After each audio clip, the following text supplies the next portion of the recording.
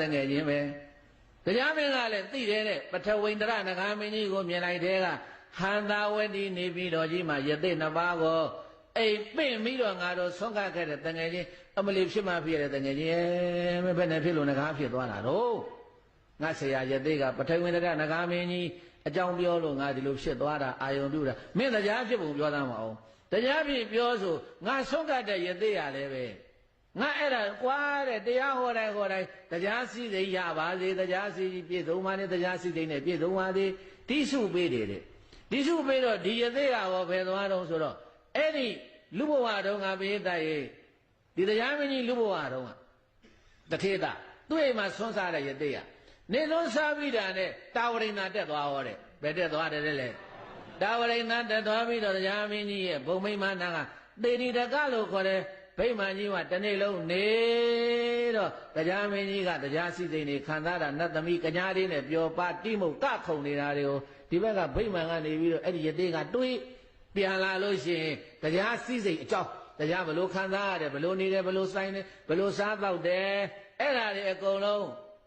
ရထပါဠအလောင်းဖြစ်တဲ့တထေသားကိုပြောတော့ဟိုကောင်ကလည်းဘာဖြစ်တုံးဆိုတဲ့အခါကျဒီတထေသားကလည်းပဲတရားမင်းအာယုံညွတ်တယ်ဘယ်ကိုအာယုံညွတ်လဲသေသွားတော့အရှင်ရထပါဒအလောင်းတထေသားကတရားသွားဖြစ်တယ်ရှင်ရာဟုလာအလောင်းကပိဋကတည်းနဂါပြည်မှာပထဝီန္ဒရာနဂါမင်းကြီးသွားဖြစ်တယ်တဲ့တငယ်ချင်းနှစ်ယောက်တယောက်ကအထက်မှာတယောက်ကအောက်မှာဒီတော့တငယ်ချင်းနှစ်ယောက်ပြန်လေပြီးတော့ဆုံတွေ့တဲ့အခါကျတော့မှအဲ့ဒီမှာတရားမင်းကပြောတယ်တကယ်ကြီးမင်းစိတ်မပြတ်ပါနဲ့ပြတ်တာပေါ့ကွာဘယ်နဲ့ဒီမှာကြည်သားမအောင်ဘယ်နဲ့တလိษံဘုံဘဝငကားဆိုတာတလိษံနဲ့ပဲပါတာပဲအဲ့ဒီတော့စိတ်မငြင်းတဲ့တကယ်ကြီးဘဒုမုဒ္ဒရာမြတ်စွာဘုရားရှင်ကိုရောမြတ်လောကထဲမှာပွင့်နေတာအဲ့တော့ဘုရားထံမှာသွားပြီးတော့ကုသိုလ်ကောင်းမှုလုပ်ပြီးတော့တရားစုတောင်းပါတဲ့ဘာစုတောင်းတယ်လဲဟောသူ့တကယ်ချင်းကိုနတ်ပြည်ခေါ်တာဘယ်ခေါ်တာလဲဘယင်တိုင်းတရားစုတောင်းမို့လို့တိုက်တွန်းတယ်တိုက်တွန်းတော့ပထဝီန္ဒရနဂါမင်းကြီးရှင်ရဟုလာအလောင်းနဂါပြည်ပြန်ဖရာရှင်ကိုရောမြတ်ကိုသွန်သားပင့်တို့တော်ပြောဆိုပေးတတ်တယ်ဘုရုမုဒ္ဒရာမြတ်စွာဘုရားရှင်ကိုရောမြတ်နဲ့တန်ဃာတော်တွေနဂါပြည်ကိုပင့်တယ်ဘယ်ကိုပင့်တာလဲနဂါပြည်ကိုပင့်တော့မြတ်စွာဘုရားရှင်ကိုရောမြတ်ကသွန်သားလက်ခံပြီးတော့ပုထုဇဉ်မနောအရိယတန်ဃာတော်တွေနဲ့ပိဋကသုံးပုံဆောင်ပရိသမိတာပတ္တဆလာပညာယဟန္တာကြီးတွေလိုက်ပါဖို့လို့တန်ဃာတသိန်းနဲ့တန်ဃာဘယ်လောက်လဲဟောသမုဒ္ဒရာတဲ့ဆွမ်းသားသွားမှာပုထုဇဉ်ကိုတော့ခေါ်သွားလို့မရပိဋကသုံးပုံဆောင်ဆလာပညာပရိသမိတာပတ္တယဟန္တာကြီးတသိန်းခြံရံပြီးတော့ဘုရားရှင်ကိုရောမြတ်ကဆုံးစာကြွသွားတယ်တဲ့ဘဒုမုဒ္ဒရာဘုရားရှင်ကိုရောမြတ်ရဲ့သားတော်လေးပါသွားတယ်ပိဋကအဲ့ဒီဆွမ်းသားမှာသားတော်လေးနာမည်ကဥပယေဝဒတဲ့ဘယ်သူလဲဘောဓိကုတ်ကိုညောင်ထိုးထိုးလူပြိုဖျားမရှိ냐ဆိုတဲ့အတိုင်းဖျားမှန်တယ်များလူပြိုကြီးဖျားမရှိဘူးတဲ့ကိုလုံးအိမ်အောင်ပြုရတယ်ပါရမီဖြစ်ပဲတည်ရှိတာ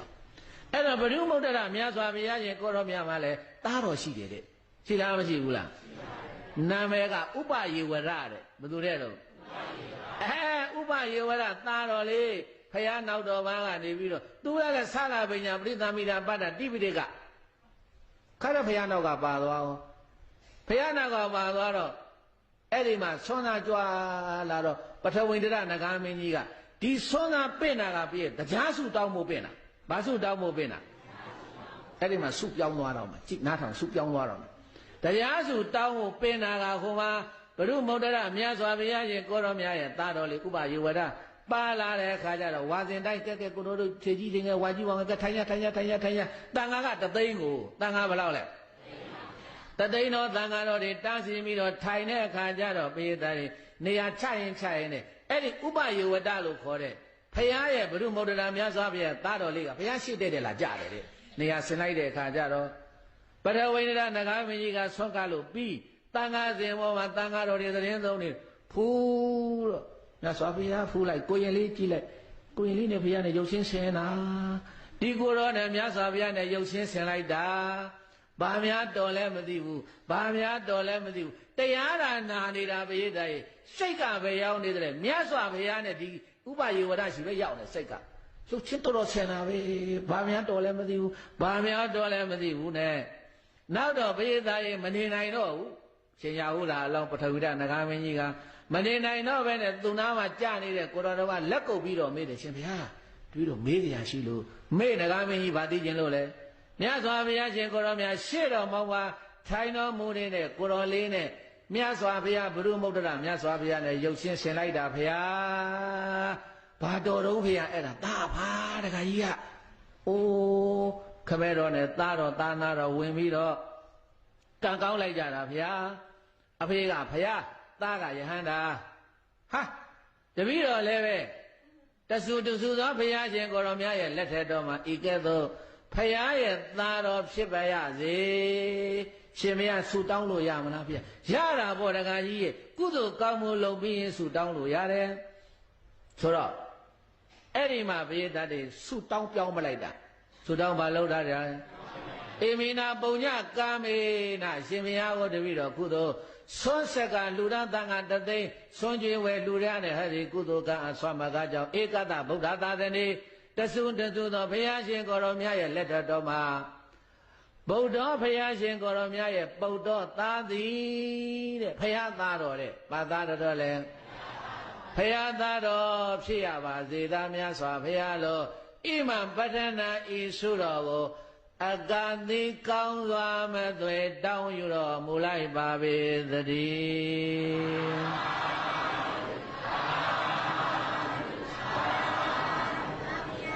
ဘုရုမုဒ္ဒရာမြတ်စွာဘုရားနဲ့တန်ဃာတော်တွေဆောကပြီးတော့ပိယတရေရှင်ရာဟုလာလောင်းပထဝိန္ဒရနဂါမင်းကြီးဆူတောင်းပြောင်းသွားတယ်ဘုရားသားတော်ဖြစ်ပါရစေကဘုရားနဲ့တန်ဃာတွေပြန်ကြွ15ရက်တစ်ကြိမ်ဝိတုပကနမင်းကြီးကတရားမင်းထားကိုခသားဝင်ရတယ်15ရက်ပြည့်တော့ဟဲ့နဂါးတွေကုန်လိုက်ခဲ့တရားမင်းထံခသားဝင်ကြတော့ဆိုတော့ရာဟုလာအလောင်းပထဝိန္ဒရနဂါမင်းကြီးလည်းပိယတိုင်ပါသွားပြန်နတ်ပြည်ပါသွားတဲ့အခါကျတော့မှအိုးတရားမင်းကြီးကအနာတုတ်လို့နဂါမင်းကြီးလာပါအောင်ဘုရုမုဒ္ဒရာဘုရားဆောကတ်တလားကတ်တယ်မင်းငါတောင်းတဲ့စုငါတောင်းခိုင်းတဲ့စုတောင်းတယ်မဟုတ်လားမတောင်းဘူးဘာဖြစ်လို့မတောင်းတာလဲတရားမင်းစီစဉ်ရဘယ်လိုရအိုနာတိဒုက္ခတွေတွေ့ပြီးတော့ကံကုန်ရင်ပြန်ဆင်းရမယ်မလို့ရင်မှုခုနအကြောင်းလေးပြောပြဘုရုမုဒ္ဒရာမြတ်စွာဘုရားရှင်ကိုရောမြတ်ရဲ့သားတော်ရှင်ဥပယေဝတကိုတွေ့ပြီးတော့ဖယားသားတော်ဖြစ်ပါရစေလို့ဒီစုကိုတောင်းပါတယ်အဲ့တော့သင်လည်းပဲတရားမင်းကြီးသင်လည်းပဲဒီတရားစုထမတောင်းနဲ့တော့ထမတောင်းနဲ့တော့ဩနာတိဒုက္ခလွတ်တဲ့နိဗ္ဗာန်ချမ်းသာရအောင်အရိယာဖြစ်အောင်ယဟန္တာဖြစ်အောင်စုတောင်းမှာတော့လို့ပြေးတယ်ပထဝိန္ဒရာနဂါမင်းကြီးကတခါတိုက်တွန်းမြန်တယ်တိုက်တွန်းတော့တရားမင်းကလည်းပဲဘုရုမုဒ္ဒရာဘုရားမူကြီးရဲ့တန်ဃာတွေပင်ပြီးတော့9ရက်ဆွန်ကတ်တယ်ဘယ်နှစ်ရက်ဆွန်ကတ်လဲ9ရက်ဆွန်ကတ်တာတန်ဃာတသိန်းပါလာပြန်တယ်အဲ့ဒီတသိန်းသောတန်ဃာတော်တွေမှာပိယတရေကိုတော်လေးတစ်ပါးသူတွေ့